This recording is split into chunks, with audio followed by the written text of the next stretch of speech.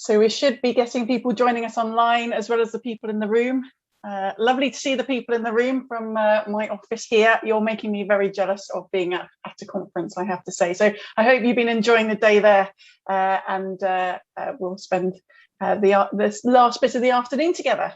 So I'll get cracking. Welcome everybody to this afternoon session on day one of the Go Lab Social Outcomes Conference 2021. I hope you can all hear me okay. Shout anybody if not. We've got an hour and a half together this afternoon, which I feel very lucky about sharing with you all. And we've got a packed agenda with lots of interesting presentations coming at you. My name, so you know, I'm Sam Windett.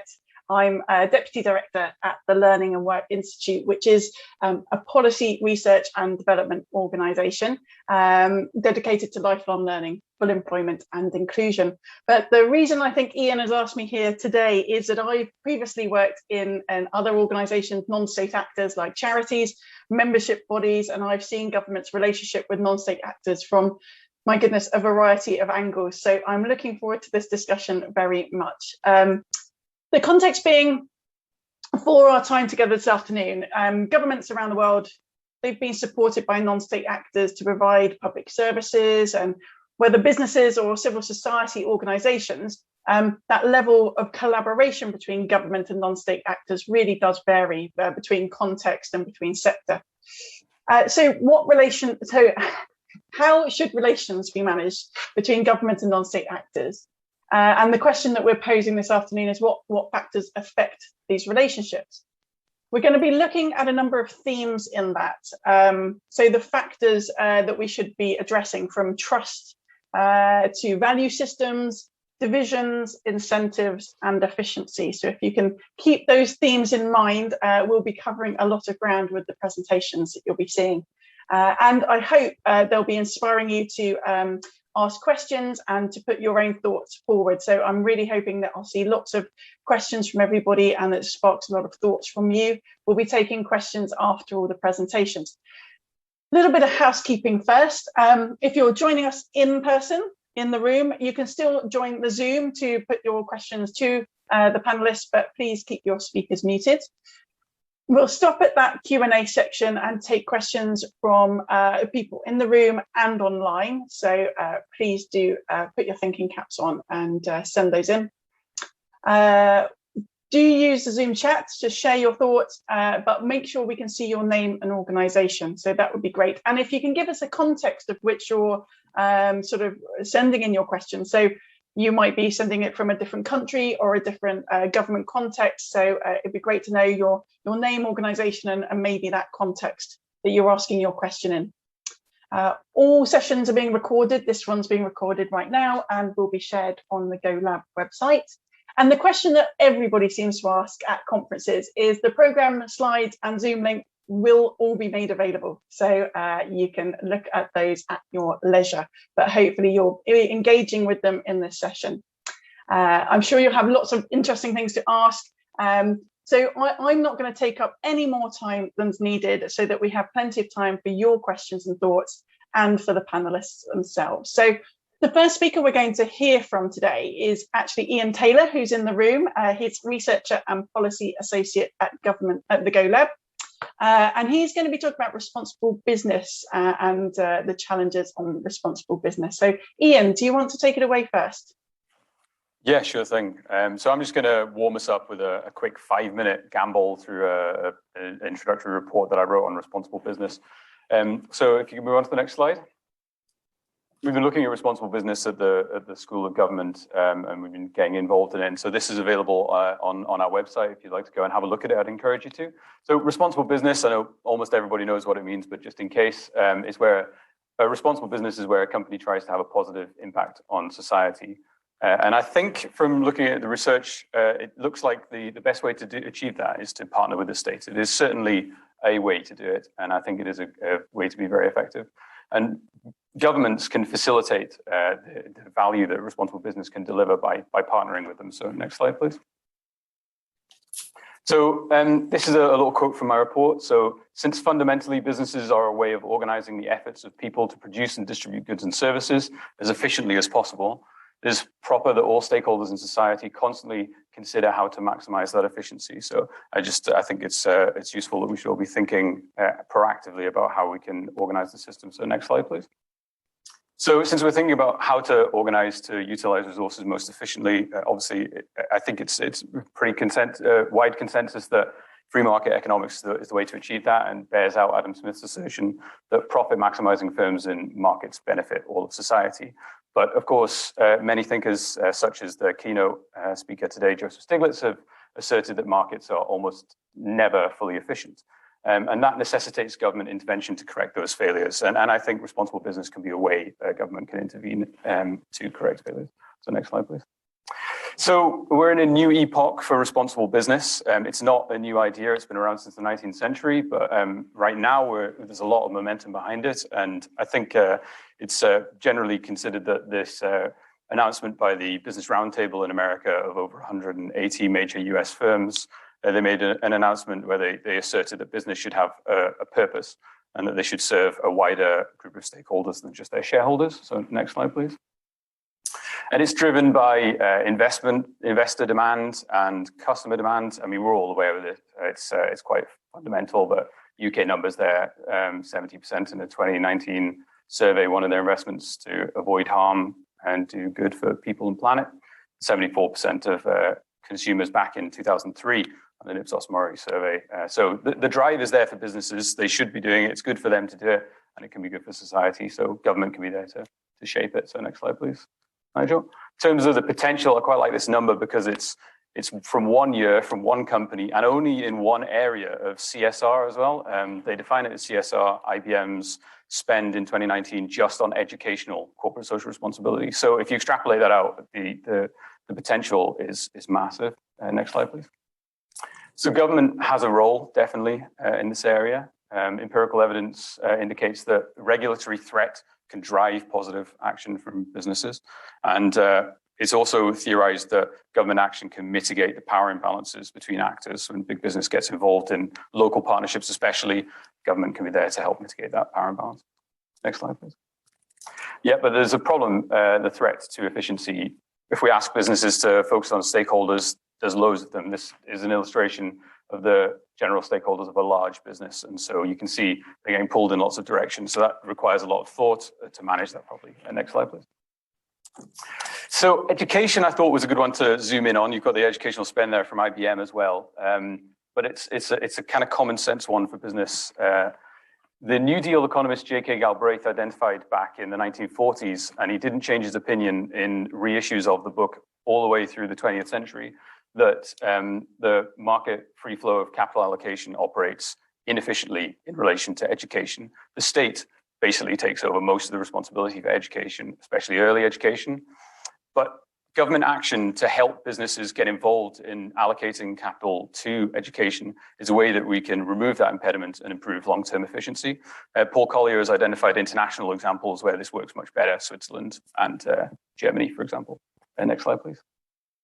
So I looked at a detailed case study, Wisbech in East Anglia in Cambridgeshire, where lots of businesses and, well, not lots of businesses, but some businesses got involved in a tripartite partnership at the local level with government and with civil society actors. So that's a list of some of the actors there and a picture of the high street, the place.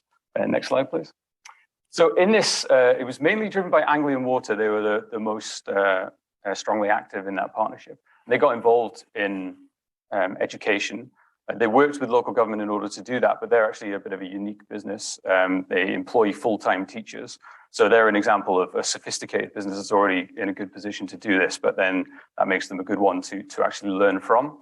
They got involved in Wisbech in early years education, a local school, Thomas Clarkson Academy. They got involved in novel ways as well, and they turned around the Ofsted reports from the worst to the second highest, and they supported the ailing tertiary education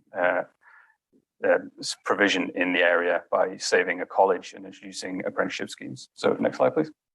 And yeah, so that's the end of my presentation. Just a little bit of a taster of my report. Please do go and have a look, and I'll be happy to engage in a conversation with anyone who's interested. So thanks. I'll move on back to you, Sam, the next speaker. Thank you very much, Ian. You did say it was going to be a gallop through, and it was. So that was really useful. And one particular section of non-state actors. My goodness, what a lot to unpack from that. So thank you, Ian. We're going to turn to our next speaker now. So let me just get my notes up. Vidya Shiram, Director of the Global Village Saving and Loan Association team at CARE USA. Great to have Vidya here with us today. So Vidya specialises in designing and implementing programs focused on targeting the specific needs, constraints and capabilities of women and girls and marginalised populations in CARE's programming. So Vidya is going to be covering questions about whether outcomes are the role of governments or NGOs. Not an easy question to answer, but one that she'll be thinking about, particularly from presenting research from East Africa in that. So really looking forward to hearing from you. Vidya, I'll hand it over to you. Great. Thank you, first of all, for inviting me to participate in this. I'm excited to share what we've learned over the years. Next slide, please. Ian reminded me that not everybody might be aware of what I'm talking about here. And the thing that we are really focused on, I don't know that that is my slide. So while you're working on getting my slide back up, I will start. Shall I go ahead? Yes, you carry on and we'll get the slides to catch up. Okay, so just as an introduction to what I'm going to be talking about, let me throw out a really big fact out there. There are 1 billion women in the world who have zero access to formal finance, no access to banks, right? 1 billion unbanked women. That is what I wake up every day trying to fix. So CARE, over the last 30 years, has formed what we call VSLAs. VSLAs are also known as savings groups. So next slide, please. And what they basically are groups of 15 to 25 people, the majority of whom are rural poor women who save together, they lend to each other and earn interest on those loans. And most members from these groups have zero access to finance in the places where they live. These are places where banks just do not reach. But for these women, this savings group is their only access to money of any sort. And they're formed with their families, their community members, their neighbors. So there's an inherent trust built into this platform. And that's why there is a near 99% repayment rate on loans taken through savings groups. There's not a bank in the world that can claim that. And there are more than 15 million women in savings groups in more than 73 countries around the world. About half of that was formed by CARE. But part of the power of savings groups is that they are one of the few groups in international development programming that both focus primarily on women, poor, rural, low-income women, and treat them as economic actors. Next slide, please. But generally, savings group programming is a fragmented landscape. It's primarily occupied by NGOs operating in silos, relatively small scale, and there's few standards applied across what we do, across actors, especially as it relates to women's economic empowerment outcomes. But savings groups are unique in this women's economic empowerment space because of their heavy focus on women's participation, as I mentioned, and because savings groups are used as a platform to think beyond traditional economic outcomes. So in areas of reproductive health, nutrition, gender equity, girls' education, these are all things that the savings group platform helps engender in communities. And they're platforms for women's empowerment across sub-Saharan Africa. So the reason I'm talking about this is CARE, in partnership with the Gates Foundation, the Bill and Melinda Gates Foundation, worked to test a series of hypotheses to answer two questions. Previous slide, please. I'm still not done with that one. To develop clear pathways for how to scale the savings group model because it is so effective in achieving women's empowerment, economic empowerment outcomes. And we asked two questions. One, who's best placed to scale these groups? We know that INGOs doing it is inefficient. We're not going to achieve scale, right? It's a fragmented landscape. We don't have the resources to do it. We have the political will, but not the resources. So, and then secondly, how can we effectively ensure that they're delivering on those key outcomes? So above and beyond just setting them up as platforms for savings, how do we make sure that they're layering in health, education, gender equity, and empowerment onto that platform? Next slide, please. Now, at the outset of this research, we hypothesized that there's different routes to scale, right? First, public sector commitments, so government programs, will lead to a shift from small scale NGO-led group promotion to nationally coordinated government-led, government-supported savings group promotion. That was our primary hypothesis, and I'll tell you where we landed next. But we also wanted to include a strong focus for the private sector. As Ian said right at the outset, if you're going to achieve efficiency, the private sector should probably be engaged. And that was core to our hypothesis. Women in savings groups are often farmers, and linking them to agribusiness is going to be core to scaling, but also to sustainability. So we wanted to see, is there the motivation and the incentive for the private sector to work with women groups? And above and beyond that, there are a lot of women's rights organizations that already do some of this programming. So we were interested to see if there's a substantive role for them. And then what is the role of technology to increase the efficiency of reach and scale? Particularly in contexts where savings groups have not taken root yet, so that NGOs can shift from their traditional role to one of more of a support role. Next slide, please. So what we found was that the public sector has the most promising avenue for scaling savings groups. Some governments are already investing in scaling savings groups through their social safety net programs. These are large programs funded by the World Bank, IFAD, DFID, USAID, that build on social protection schemes in country. There are even a few cases of governments layering in the core elements, as I was mentioning before, market access, livelihoods training, education, health layering on existing programming. But they don't do this in a deliberate and integrated way. And they often don't coordinate programs across ministries. So there may be a gender ministry doing a program over here, the Ministry of Finance doing a financial inclusion program over here, and they don't talk to each other. So there's a level of coordination that is just missing across the board. With regards to the private sector, they definitely have the skills and the motivation to reach out to savings groups, but they're not necessarily going to do that at scale.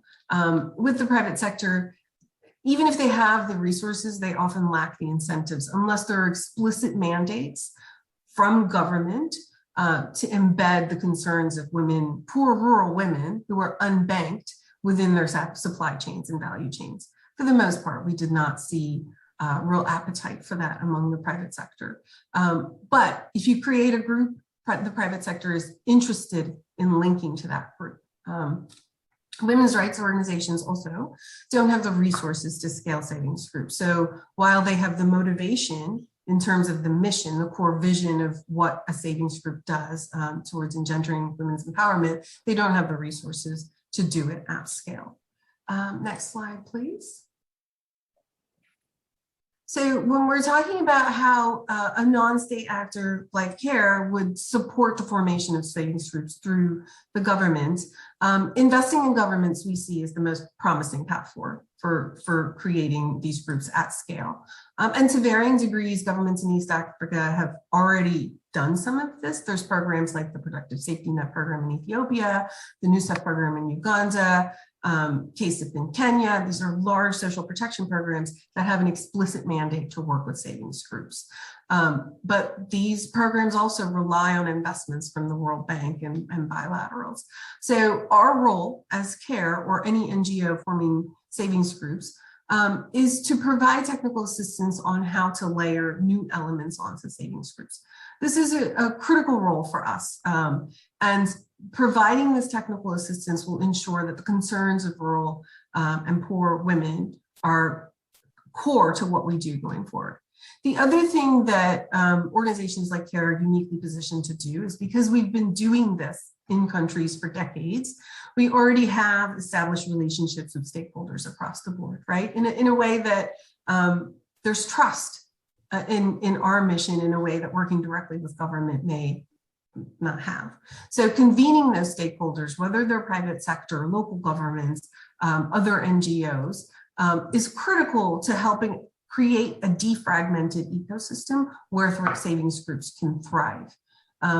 And there's also a need, there's a huge gap in the evidence on how to reach women through things like digital technology, and particularly around financial inclusion. I think Ian said right at the beginning, government can't mitigate power imbalances, right? One of the power imbalances we're very, very keen to keep an eye on is that relationship between women and banks, formal finance. That trust that's built within that solidarity platform of the savings group does not exist when you take that woman and link her directly to a bank. They often feel that they're predatory, their terms aren't amenable to women in groups who are often illiterate. So there's a bit of negotiation and facilitation that still needs to happen.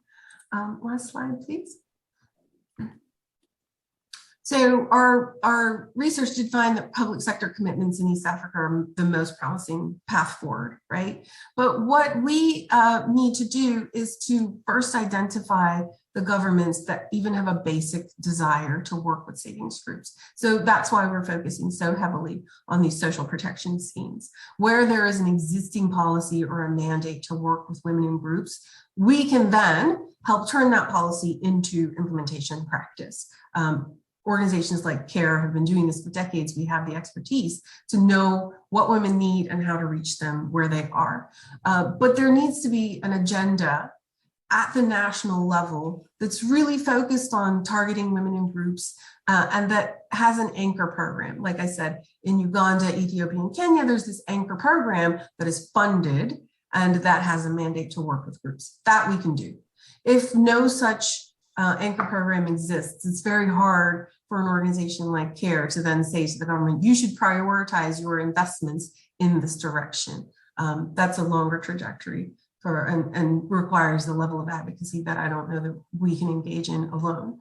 But the end goal for us is to create a defragmented ecosystem where all actors from national to local are working together and coordinating their budgets, their implementation, their program design around women in savings groups. There is broad recognition that there is huge potential in these groups, right? They, on average, save $1 billion a year. So in most countries, they are not forces to be ignored. But one of our roles is to provide the technical assistance to government to coordinate that approach across stakeholders and create a holistic and defragmented ecosystem where savings groups can thrive. I think that's my last slide. Thank you very much, Vidya. Wow, so lots to take from there and lots I'd love to dig into more. I hope that there's lots of questions coming from you that you're all typing away. For me, the bit about Vidya, the routes to scale, coordination or lack of across ministries, these are all sort of themes that I'm sure people are experiencing in different ways between governments and non-state actors. And the trust in organisations like CARE from actually not just non-state actors, but the people who need that support, and you have got trust from government. So sort of a very central role of an organisation like CARE. And then you touched on in your presentation about the role of tech, and I think that's something that we could explore a bit further. So thank you. Gosh, lots to think about there. I hope you all thought the same. So we'll move on to our next presentation. So this is Jessica. Jessica, I think you're in the room, are you not? Jessica Malaclark. I am. Hello, and Nadia Bosky, who's online, both of you from Lend-Lease. So you're going to be looking at reducing recidivism through private, public and third sector collaborations, both in the UK and Italy. And I think, Nadia, you're actually in Italy, and Jessica, you're in the UK. So a great basis for this presentation. So I'll hand it to you. Thanks, Em. Hi, everyone. It's so nice to be here in person. Lend-Lease, can we move to the first slide? Thanks, great. Lend-Lease is an international property and infrastructure group, and we have core expertise in shaping cities. We invest, we develop, and we build. We partner with cities, their governments, and communities to transform city centres to foster a deeper connection with people and place. We have a long history of emphasising environmental, social, and economic outcomes to support people today and into the future. It's funny, the quote on the screen makes me think that it makes me laugh really, because it's only taken the US businesses that Ian referred to earlier 48 years to catch up. Our founder, Dick Dusseldorp's legacy has directly translated into our purpose statement of today, that together we create value through places where communities thrive. And that to me means inclusivity, including society's most marginalized groups. As you can see, we have ambitious environmental and social targets. When it comes to the latter, Lend-Lease has a wide variety of community-focused activities. My presentation takes two of these programs, Mind the Gap and Programa 21 which both focus on reducing recidivism and demonstrates why a partnership approach is key to success. Next slide, please. Thanks. So Lend-Lease has worked with serving prisoners and ex-offenders in our construction projects in the UK for over 20 years. And in 2008, we established a not-for-profit organisation called Be On Site, that's the business that I lead, to further focus our activities. We work alongside Lend-Lease's property and infrastructure projects to support less advantaged people from all walks of life into sustainable careers. Our work serves to ensure that regeneration doesn't simply change the physical built environment, but delivers on the opportunity to transform lives. Next slide, thanks. The key to our work is employing individuals directly as a living wage employer. 87% of Be On Site employees have at least one and often multiple indices of deprivation as measured by the government, which can result in them facing complex and overlapping practical issues, any one of which, without appropriate support, can be enough to overwhelm their efforts to access and sustain employment. Direct employment on living wages is fundamental in providing the foundation upon which employees can build a successful career. And it's this model that we based Mind the Gap on. Mind the Gap was a £1 million standalone programme which ran from 2017 to 2020, funded by the Construction Industry Training Board. The project tackled the challenges of ensuring sustained job creation and reducing reoffending by developing an infrastructure to design, test, and deliver long-term construction training and support for 400 businesses throughout England, engaging with 600 beneficiaries, providing 120 job opportunities, and resulting in 60 sustained job outcomes. Through a collaborative approach, we were able to smash these targets, successfully marrying the sector's need for new talent with society's need to reduce reoffending. For Mind the Gap, we brought together a delivery partnership of 5 best-in-class organisations from the private sector and the charity sector. Working in concert with the Department for Work and Pensions, the Ministry of Justice's New Futures Network, HMPPS, and local authorities, this joined-up approach saw exceptional results. But Mind the Gap wasn't simply about supporting a finite number of prison leavers into jobs. We wanted the programme to be transformational for employers for whom recruiting from this cohort had never been considered. From our years of experience, we knew that many employers lacked the confidence to recruit people with convictions. They needed the resources, support, and tools to confidently access a talent pool of 11 million criminal record holders.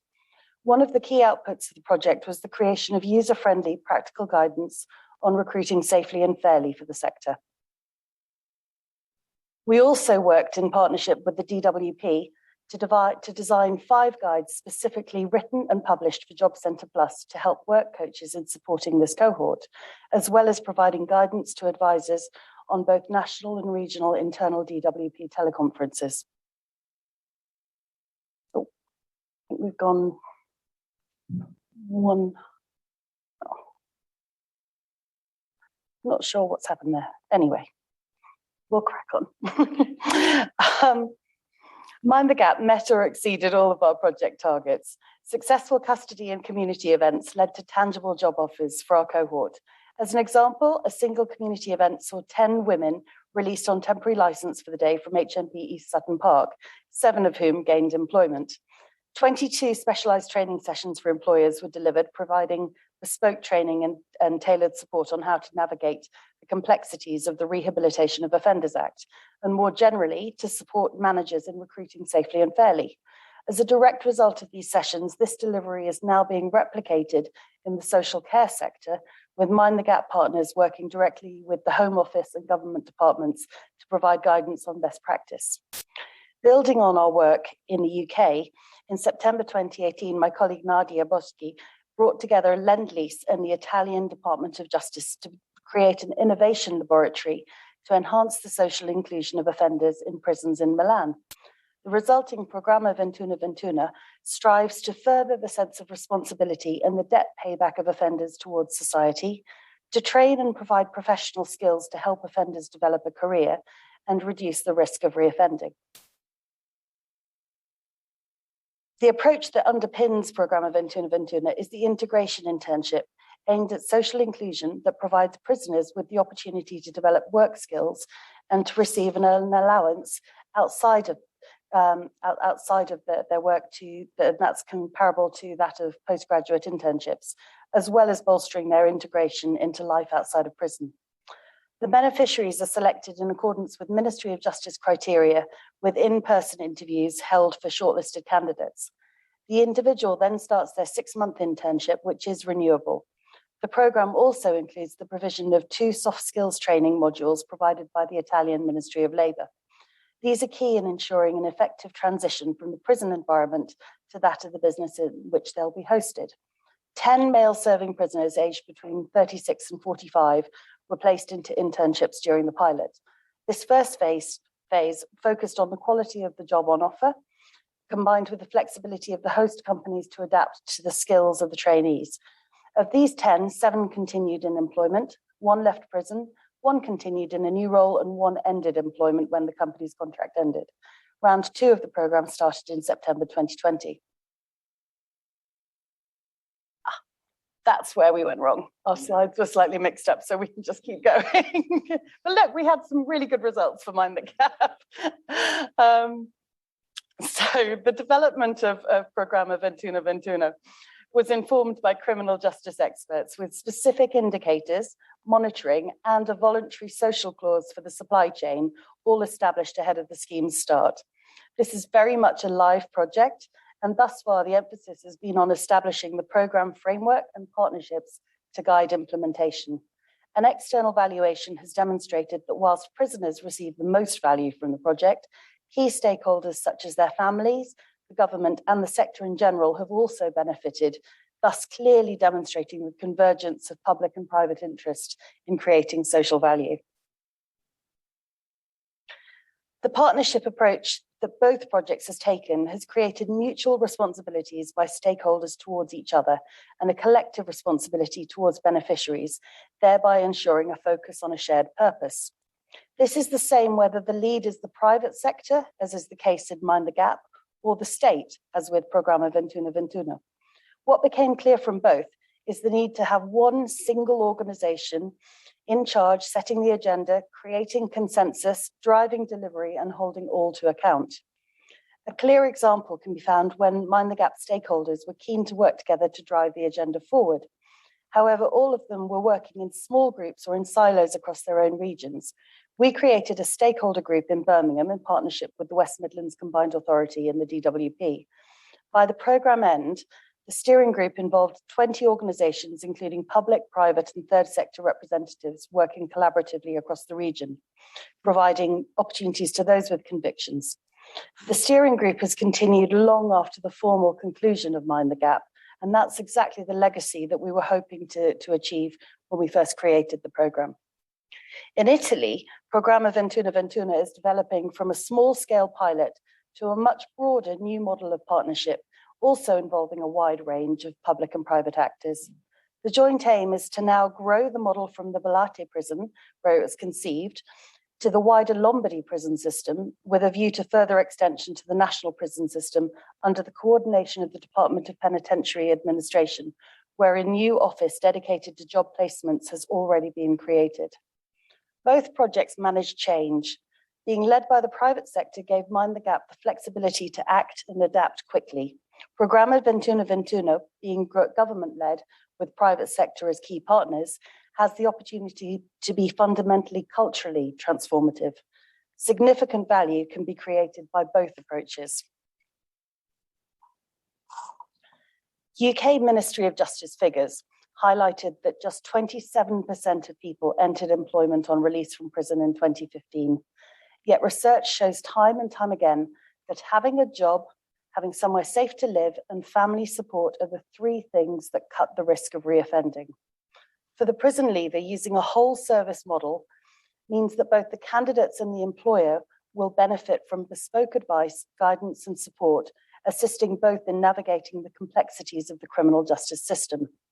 In summary, the creation of a multi-actor collaborative partnership which unites institutionally and structurally different stakeholders towards a common goal is key to success. To be effective, the approach must be based on a real job opportunity which combines training and employment as part of a practical and sustainable reintegration into society. Through these best practice models, the individual has the highest possible chance to achieve employment, a real milestone on the way to establishing a firm career, and a huge step forward in turning away from crime and breaking the chain of poverty and marginalization. So I want to wrap up with two final slides. This slide shows a timeline of the work that Mind the Gap undertook with just one of the companies we worked with on the project, HSS Hire. You can see from this slide that it took a year to really embed change in corporate culture and approaches to recruitment. So when I see headlines like these, it fills me with both optimism and dread at the same time. Optimism because I know that managed correctly, opportunities such as these can be transformative for all involved, but improperly managed on an ad hoc basis with no thought given to careers rather than jobs, it can prove disastrous. We must always remember that these are people's lives. Their ambitions, hopes, and dreams can be wrapped up in opportunities like these. For everyone's sake, let's hope that these private sector businesses work in partnership with the public and third sector experts to recruit safely and sustainably. Thanks.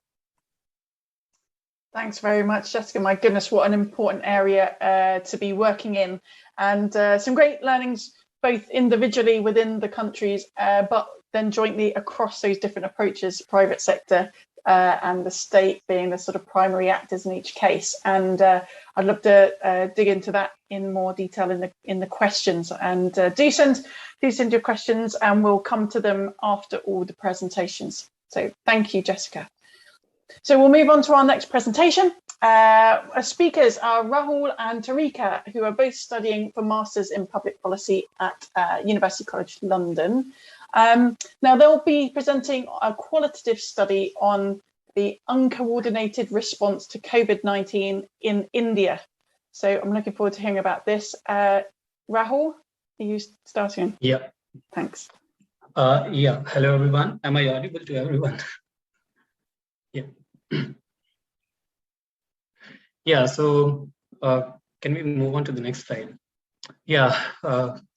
So as you would have read in the news that India witnessed one of the deadliest second wave of COVID-19 during the month of March to May this year only. And the media reports clearly presented the crumbling state of health infrastructure in India. People were dying due to lack of hospital beds, oxygen, and other medical supplies. So this screen captures some of the concerns raised in the newspapers and all the media outlets. While some of the snippets show the central and state governments clearly denying any deaths due to the oxygen shortage or medical supplies. So we'll be presenting a comparative study with the metropolitan China of the Zhejiang province, where coordination between the nonprofits and the government played a great role in containing COVID. So the idea came up while we were studying one of the papers in our public management module, and we came across this case study of Zhejiang province. And we found out that the city is almost similar to the cities of India, like Delhi and Mumbai, which were facing huge problems during the second wave of COVID. So for this presentation, we want to bring a clear picture of what was the response of nonprofits and the government during the second wave of COVID in Delhi and Mumbai. Can we move on to the next slide? Yeah, so to understand this thing and to understand the responses of the nonprofits and the coordination between the nonprofits and the government, we conducted some semi-structured interviews and focus group discussions with the individuals and organizations which were involved in the relief work during the second wave. So yeah, these are the numbers of organizations and individuals we coordinated and did interviews and focus group discussions with. And can we move on to the next slide? Yeah. So first we compared the situations between Delhi and Mumbai, and this is what we found out, that almost 300 registered organizations were active in Delhi, while almost 100 were active in Mumbai. And the reason behind this was the location of headquarters of many NGOs being in Delhi only. We also saw that local government bodies were unable to perform in Delhi due to complex political situation, leading to a federal war between the central government and the state government of Delhi. Most of the war was happening for taking credits of the initiatives taken. While in Mumbai, we found out that local bodies played a huge role in managing the situation. And the main municipal corporation, the Brihan Mumbai Municipal Corporation in Mumbai, was successful in tackling the situations within the slums, because Mumbai has one of the largest slums in Asia. So they did not rely, and they were not relying on the central government orders and central government policies. And why it was so complex in Delhi? Because of the jurisdiction division in Delhi. There was confusion over which body is governed by whom and which hospital will get funds from what government. And again, for small initiatives, both the government were involved in counter press conferences and putting up hoardings on the roads for taking the credits of small initiatives done by the governments. In Mumbai, the public health bodies and local bodies were ready, since they experience annual floods, and they are always prepared for such situations, which is the same kind of situation in Zhejiang province. They experience hurricanes on annual basis, and they have many not-for-profit organizations, and they coordinate with the government to tackle that situation.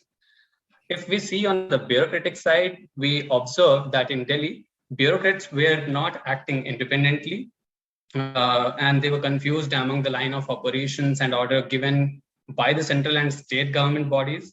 And in Mumbai, it was very clear. The state government was giving clear line of instructions to the state government officials. So that's how it was very much easy for the bureaucrats in Mumbai to operate and to create policies and implement it on the ground. Yeah, can we move on to the next slide, please? So why we chose Delhi and Mumbai for this comparative study with Zhejiang province, because of the features of these two cities were appropriate.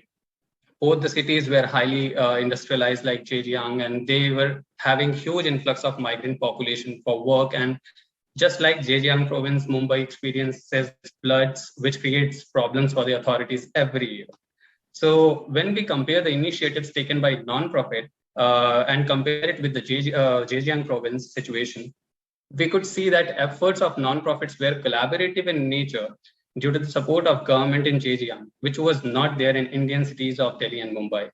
The non-profits were not allowed to act independently, and numerous incidents in the past had led to trust deficit between the governments and non-profits. Government was banning organizations. Some of the organizations which were banned at that point of time was Greenpeace India and Amnesty. Media characterization of some organizations such as Khalsa Aid, because they were supporting the protesters, led to such series of events. And the organizations, so some of the organizations such as Indian Youth Congress and Hemkund Foundation were involved in pan-India relief work. And their chiefs were detained and questioned by the state machineries. So during all this time, social media played a huge role. Most of the people were taking to Facebook and Twitter to seek help. And they were not relying on the government bodies. They were relying on the people who were independently helping out the individuals. Next slide, please. Yeah, so the question arises is, why did this happen? And we found out that the answer lies in trust deficit. There was huge trust deficit between the NGOs and the government due to previous instances, as we mentioned in the previous slide. And there was trust deficit between the bureaucracy and citizens due to the government dominance over the bureaucratic decisions. At this moment, during the second wave, the non-profit organizations were also divided among themselves for the media coverage, providing support, taking it as an opportunity to increase their market outreach. Non-profits were involved in cold wars over bagging philanthropic fundings. And most importantly, there was trust deficit between the central governments and state government, where ruling party was not the same as of central government. It was leading to federal war. And that's how the whole trust deficit was creating a messed up situation, which led to these series of events and led to too many deaths during the second wave of COVID. So through this paper, we just wanted to present that what happened in Zhejiang province and how they contained COVID was because of the coordinated efforts. While in India, this could have happened, but there was trust deficit between governments and NGOs and among NGOs, which led to too many deaths and such bad situation of second wave of COVID. So yeah, that's all. Thank you. Thanks very much, Rahul. Such serious outcomes from the study and from the COVID second wave, and really interesting to see the differences in the structures there that have contributed to some of those outcomes. It's really interesting. You're sort of, when people can't turn to government, that actually your study found that they were turning to social media for help, and that sort of fragmentation and lack of trust. My goodness, what an impact that has had. So thank you, Rahul. Really interesting and sobering take there. We're moving on to our last presentation actually now. Sebastian, who's a manager at MW Consulting, and Sebastian will be talking about the role of value systems in engaging with external institutional demands. So Sebastian, I hope you can unpack what that all means for us. Yes, thank you very much. This was actually the title of my doctoral thesis, which came out last year at the Hattie School. And in essence, it's about the importance that value systems of organizations can play in how they engage with society and how vice versa society can engage with them. So I was looking at a case study of the German welfare associations, which not everyone here might be familiar with. So to give you a very quick idea of them, they are basically the largest NGOs in the world.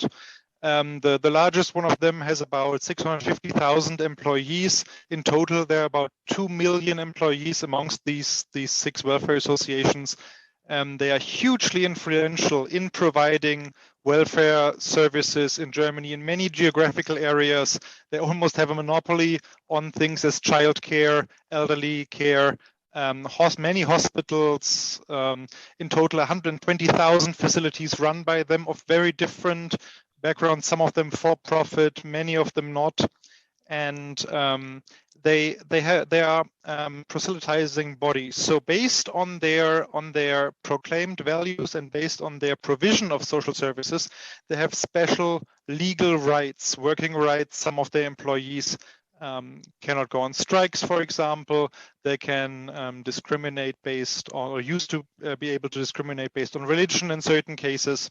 And they are very old and very, very ingrained in the German social system. So the oldest one of them was founded in 1848, and the youngest, if you will, in 1924. So they have been around, if you will, and are strong players there, and they come from very different backgrounds in terms of their values.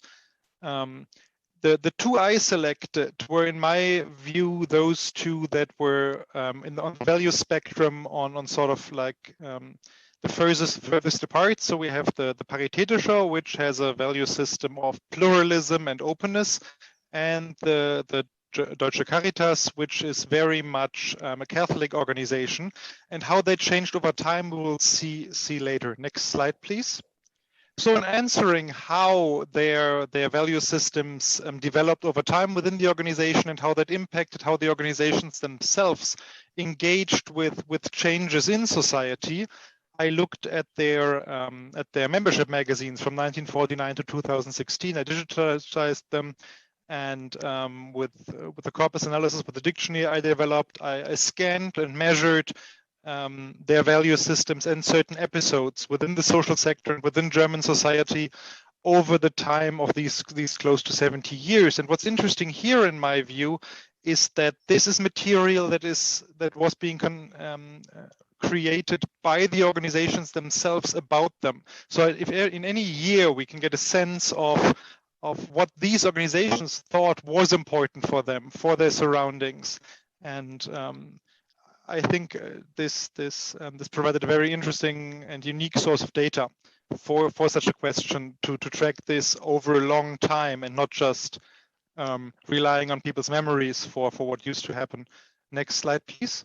So what we can see here is that these value systems, which I consider to be normatively shaping and influencing the behavior of the people who are working there and thus the organizations, you can see that the red line, the Catholic organization, over these close to 70 years, we have a steady decline over time of Catholic language in the organization, of the organization engaging with their founding value system up until the late 90s, early 2000s, when it sort of evens out.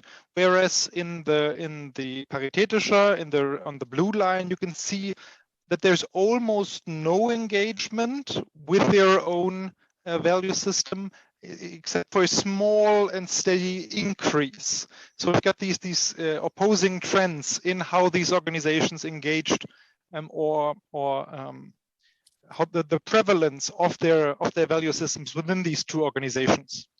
Next slide, please. So what does it now mean for how these organizations dealt with society? So we have here 4 episodes, and I know this is very can be very overwhelming, so I'm happy to answer more questions afterwards. So these 4 episodes demonstrate here how these organizations within their own texts engaged with them. So we had in the early 70s, early to mid 70s, we had this social movement of self-help organizations in the social sector emerging. And we can see here that the blue line is pretty much the only line that stands out here.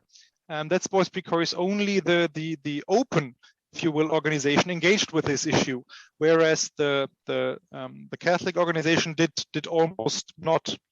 The same for reunification. We see when it happens. Before 19, it was obviously not an issue, but then the open organization engages with it much more, and that had significant impact for them. They are now the second strongest player, if you will, in East Germany, because they engaged with the issue and with the organizations who were there, whereas others organizations didn't, in many cases based on values, and I'm happy to go into details later.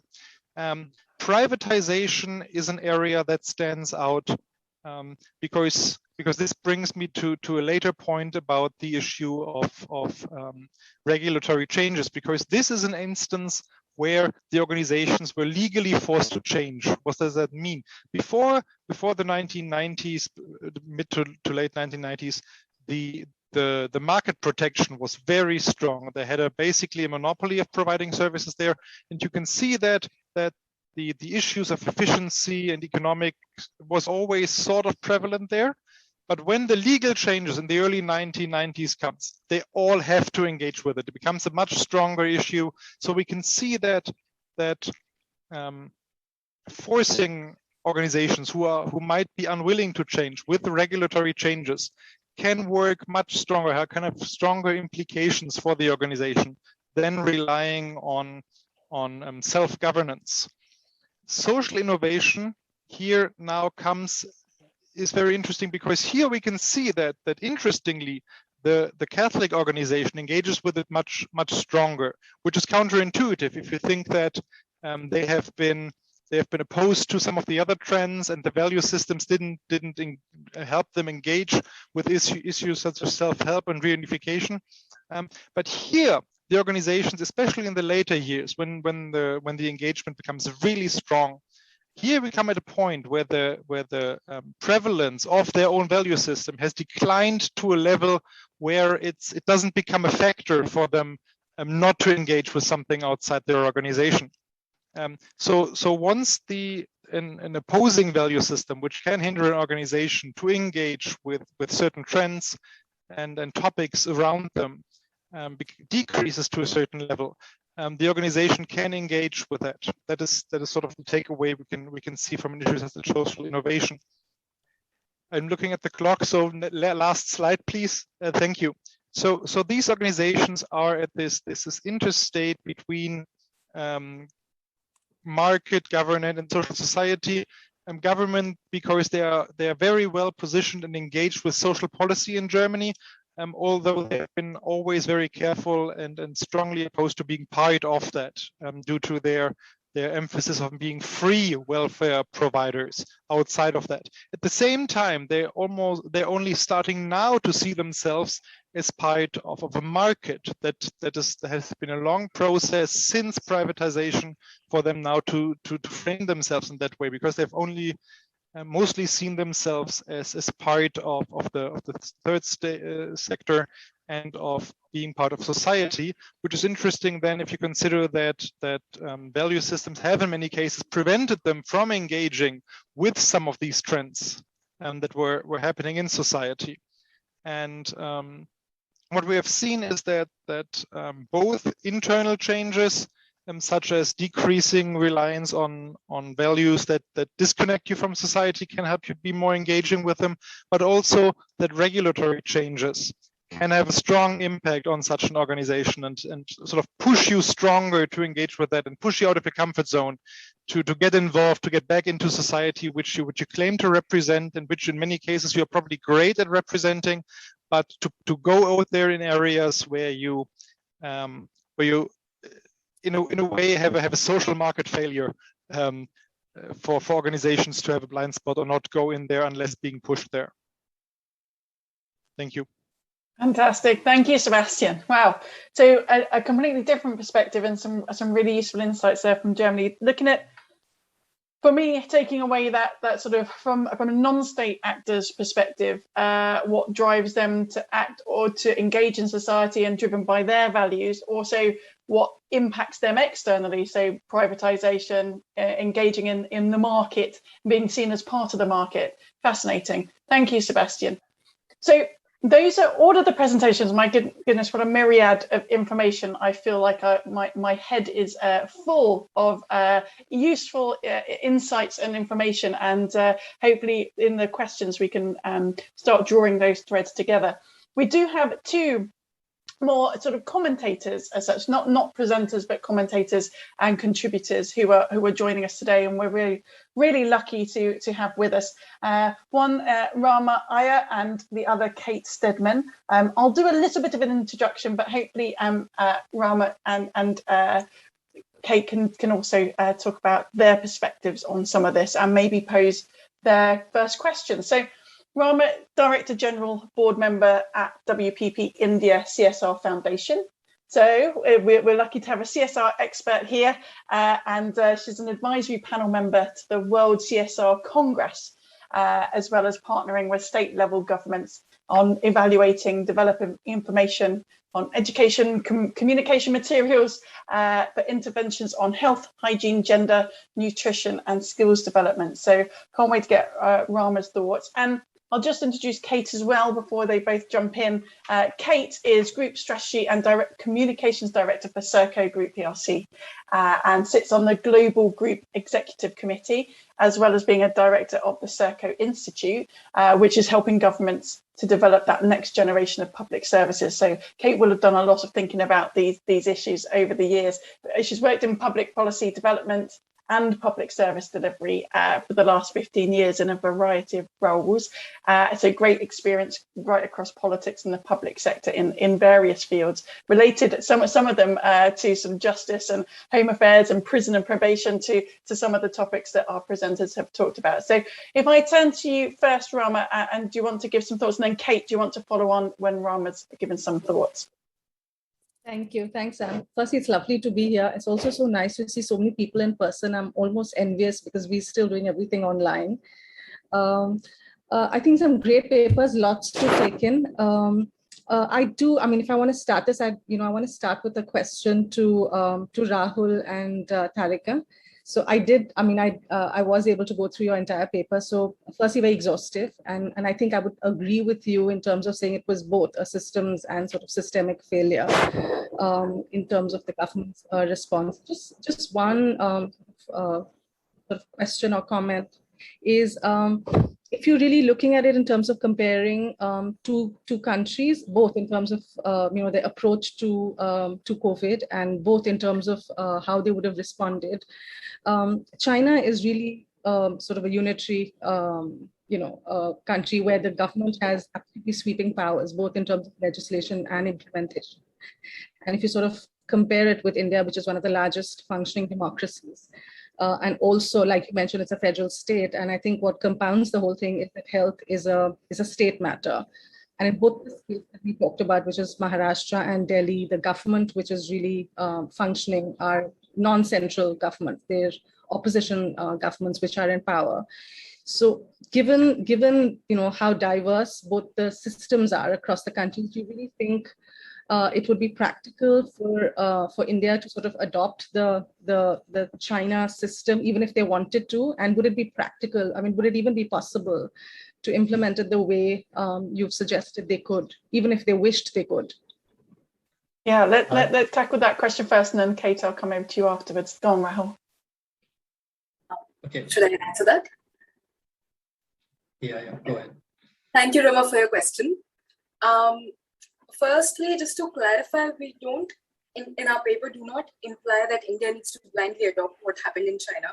We acknowledge that there are fundamental differences at the very core of how these two countries function.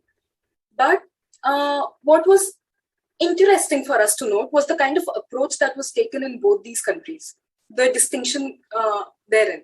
So if you read what happened in China, you would see that despite the strong control that the government has on the decision making, when it comes to the response within this particular province, which has a history of risk management, which has a history of participation of the private sector and the government sector, there was a lot of autonomy that was given by the government to these NGOs. There was a lot of active co-opting of the skills and the resources by the government of these NGOs and community-based organizations.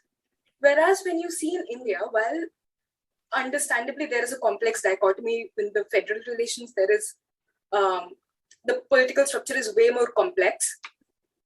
There were certain state central policies, the burden of implementing which fell on the states. And for example, when there was a migrant crisis within the country, that is, cities experienced migrant labor moving out during the pandemic, the central government ordered that there would be specialized trains to take these people from their central cities to their home locations. But what we realized in our interviews is that the implementation burden for these policies fell on the state government and the local bodies. And it was at this stage that we saw two kinds of situations. One, that the state governments tried to co-opt the expertise of the NGOs. And in certain situations, NGOs were not willing to coordinate with the local government, given the trust deficit which had been existing already. In the few situations where they did try to volunteer and come forward and assist the local government, the coordination and the communication was so bad, there was an absolute lack of existing infrastructure at the local body level. So the coordination did not work out. So even in our interviews, the participants were like, maybe if they had just taken the initiative of dividing the area, of dividing the work, rather than bringing us together and making a farce of appearing that we're coordinating and co-opting the NGOs, then maybe it could have been a more systematic approach. So that is the kind of difference that we're trying to highlight. I hope that answers your question. Thank you. Yeah. Thank you, Tarika. Kate, over to you. Thank you very much. Well, firstly, my congratulations to the organisation for what a wonderful conference today. I really appreciate being included, and in addition to these fantastic presentations we've seen on such an important topic. I think the first thing for me to say is together or apart in delivering social outcomes. And for me, like anything, it absolutely has to be together. If you look at the best outcomes that are achieved in anything, it's with a diversity of providers, a diversity of people, a diversity of actors who bring the very best from each of their sectors in different ways and work together to achieve to achieve the best outcome. So for me, it absolutely has to be together. Having said that, I also think if you look back at history, what's quite interesting is that the boundaries between the state and other organizations is smudged and not a sharp line. And it really is blurred, and it's varied over time, and it's been incredibly fluid. If we look back even to medieval times, wars, tax collection, this in many times was done by the private sector. Today, we would consider that a key operation of the state. So I think this boundary between the state and other organizations and other sectors is incredibly fluid. And it's another reason why we have to all work together. And I think one thing I would say is that I think all sectors do contribute to social outcomes, regardless actually with how they partner with others. Even if you look at pure private sector businesses, the employment they provide to local communities, the money they provide into the economy, the investment they provide into services, the goods they provide to consumers, these are social goods in their own right. When we move beyond that, obviously you've got some great partnership working that we've seen evidence of today, and then you've got CSR, ESG, and all the other additional elements we're seeing coming from the private sector. I work for a particularly unique business. We run only public services. We employ 60,000 odd people across the world delivering only public services. And so I feel very privileged in a way and to be in a very special position of feeling that I work for a private sector company, but we're really delivering those social outcomes every day. So I think it's a really interesting question. And for me, for all the reasons I've just spoken about, it's about working together, definitely not working apart. I just wanted, I guess, to ask one question to the Lend-Lease team, if I may, and I thought it was an absolutely fascinating presentation on an area of policy that's particularly important to me in terms of criminal justice reform and how we really reduce reoffending and the significant expenditure that goes on that and the waste of lives in many countries across the day, in my view, in terms of how we deal with offenders. And I guess the question is that this being such an important initiative going forward, more and more, thank God, more and more, all sectors, all citizens, all governments are driving towards better social outcomes as this patriarchal relationship between government and citizens changes, and governments need to become more and more responsive to citizens. And I guess the question I had, of all the countries that you've been working in, be it Italy, be it the UK, and I know from my work as well that Lend-Lease operates elsewhere, what international best practice have you seen or identified that other countries should learn from in terms of how different sectors work together, and particularly how we can work better with governments to achieve social outcomes? And I guess slightly linked to that, I would also just ask, sort of in light of that, how do we move from this being the exception to this being the norm, so that actually social outcomes are implicit, explicit, and everyday part of us all working together? So I hope that makes sense, and sorry if I've waffled on, but really inspiring presentations, and thank you. Right, thanks, Kate.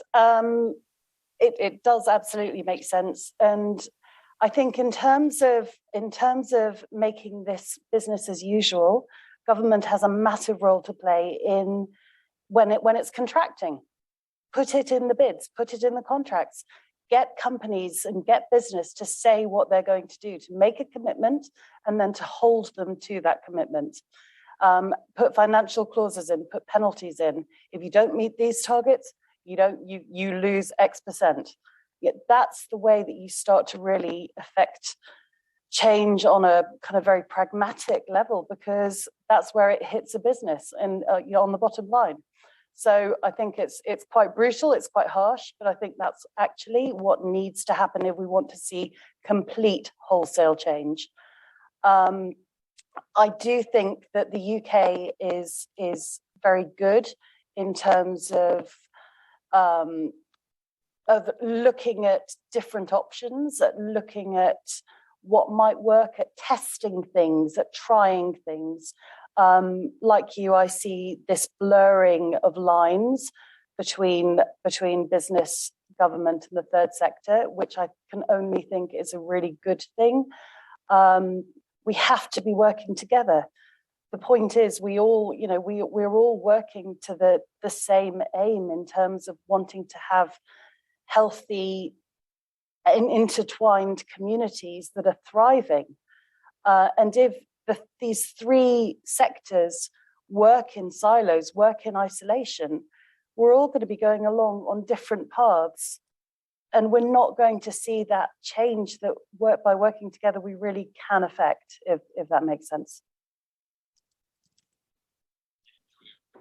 Yeah, hopefully that answers your question, Kate. It certainly was a good answer, Jessica. And I think it'd be great to take from this afternoon maybe some of these learnings that everyone's pulled together from their different perspectives and think about, I mean, I've been in this for many years, and this talk about working together, we've been saying it for so long now. What is it that's prevented it, and what's going to unlock that in the future? As you say in contracting, but what are those bigger changes that can really make this happen on a bigger scale? We've talked about scale in a number of these presentations, and that's what we need.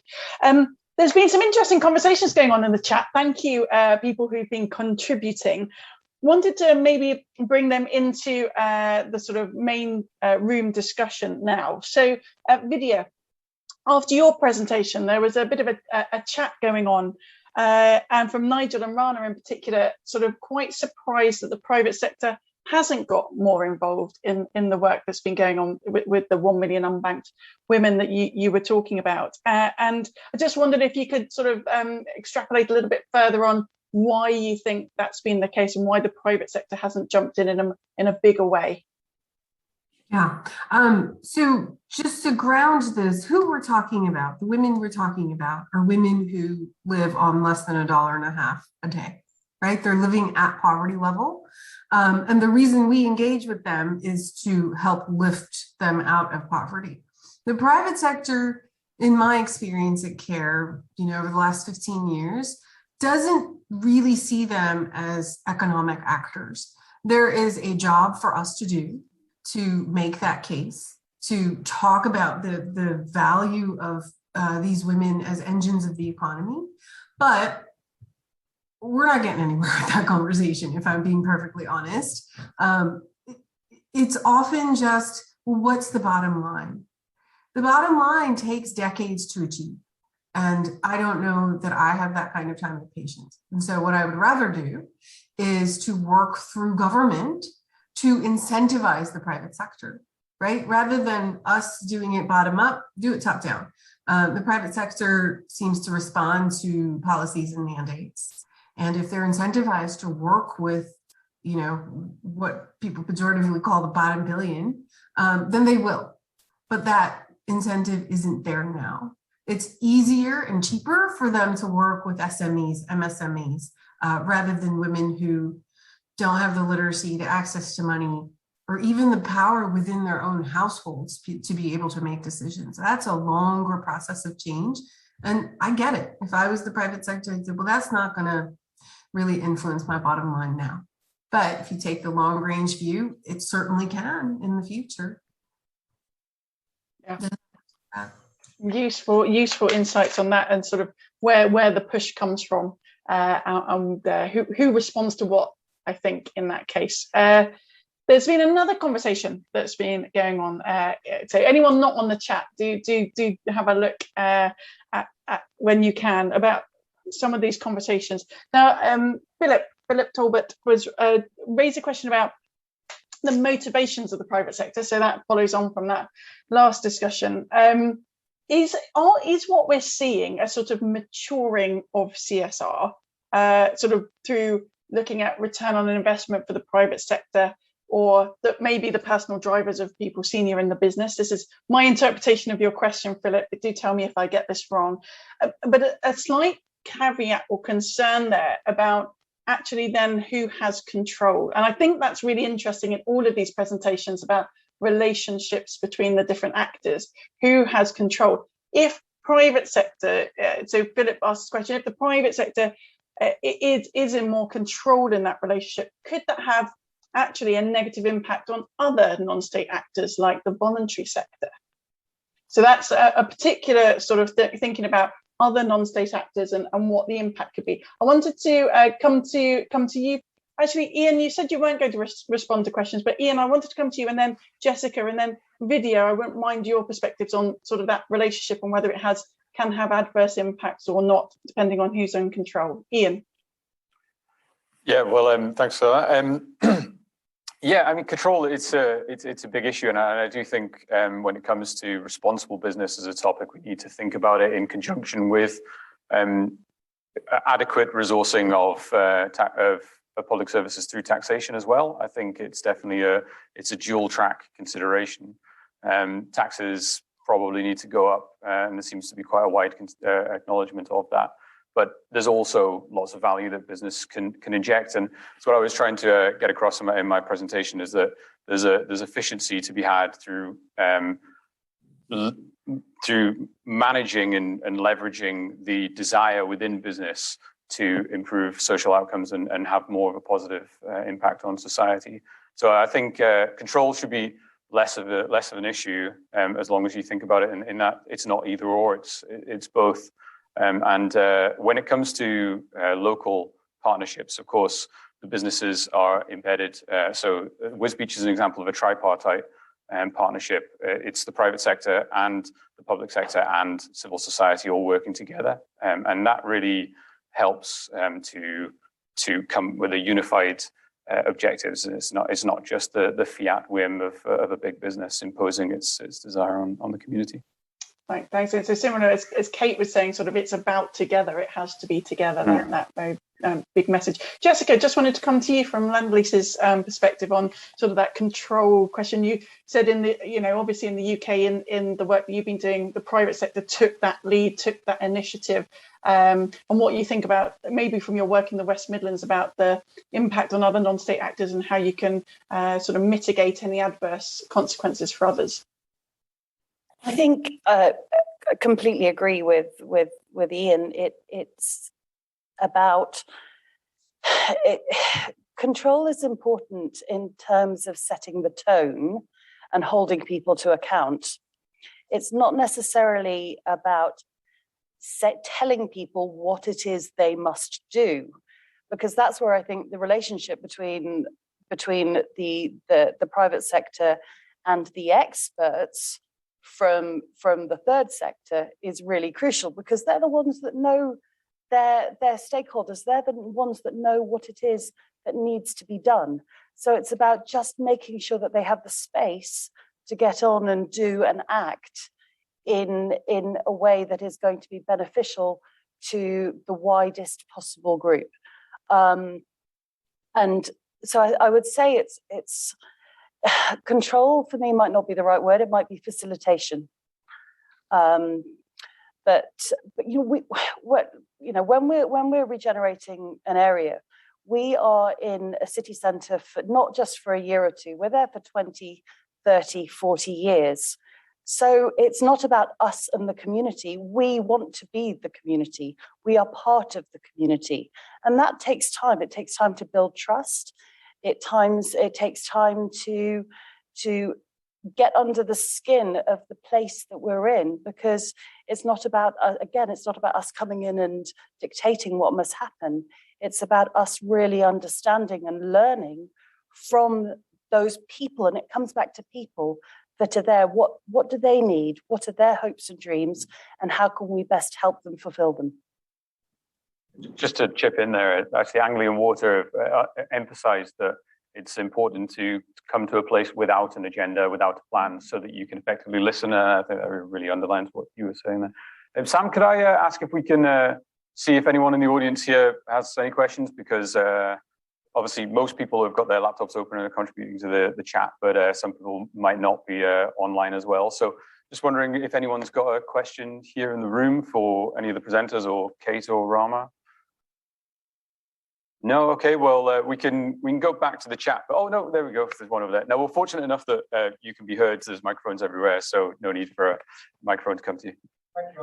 I'm James Copestake from the University of Bath, and I think it's quite nice to have, because it's been very centric online at the moment. It hasn't been very much in person, because we're deferring to the chat, which is great. But so, slight comment leading to a question. The comment is how the hell we make sense of this wonderful diversity of case studies that we've been given. And thanks to the two commentators for trying to do some of that. And who holds the ring being one issue. the challenge of going to scale and going to scale through collaboration being another. And I guess the obvious generalization is about the dangers of generalization, that the complexity of intersectoral relationships mean that path dependence is everything. If we're thinking of the German welfare organizations or China's competitive governance as a mechanism for better government, or we're thinking about the replication of the SLAs across Africa. It's a wonderful diversity, which is pause for thought about outfits like this and the University of Bath. They're in the business of trying to generalize and come up with good solutions and models, whether it's SIBs or whether it's self-help groups. So I think this lesson is a good antidote to the being, or caution about the scope for generalizing, about how scaling up through collaboration is something we're all looking for, and there are great payoffs to it. We have to be incredibly cautious, I think, because of the extent to which one non-state actor can take over the roles of government and other non-government incumbents. I can remember years ago, small NGOs in South India complaining about Oxfam because they just took all the activity from the local NGOs. This has been going on a long time. And I'm particularly concerned, and this is my question, about a sort of agenda we haven't really addressed, which is the incentives of private sector actors to scale up fast. And Joe Stiglitz talked about this a bit in relation to India, and the sort of extent to which scaling up through often co-opting government. And if we think of private sector incursion into primary education in Africa at the moment, you're not just co-opting government, you're actually dictating a lot of the legislation and the regulation of services. The extent to which that does bring with it dangers, that scale comes at the price of simplification and of riding roughshod over the other opportunities for more context-related activities. So I sort of feel we haven't quite politicized enough the dangers of private sector incursion into state roles. Well, I think, I don't know if you've got any specific person in mind to direct the question to, James, but I personally think maybe Kate would be the best one to address that. She's right at that nexus. What do you think, Sam? Yeah, I was going to ask James, who would you like to direct that at? Well, I think maybe it is for those who are, there is a lot of around impact investing, around how can we, and I'm thinking particularly, I think of sub-Saharan Africa, how can we carve out more territory here? And yes, how far does the collaboration become co-option? Yeah, and yes, you can tell the story about scale, but at what price? In terms of, so I think it's particularly for those who are interested in models of promoting foreign investment and global impact investing. Kate, should we turn to you first? Yes, absolutely. I'm probably less on the foreign investment element, but I'm very happy to come in just on a couple of points. So, I mean, I think it's a really interesting question. There was a lot in the question, very sophisticated. I'll try and address just a couple of elements of it.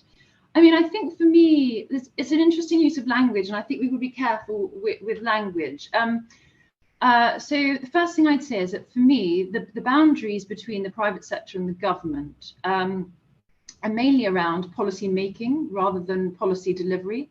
So my personal view, it's the government's job to decide in consultation with citizens, hopefully who have democratically elected the governments, what the policy is.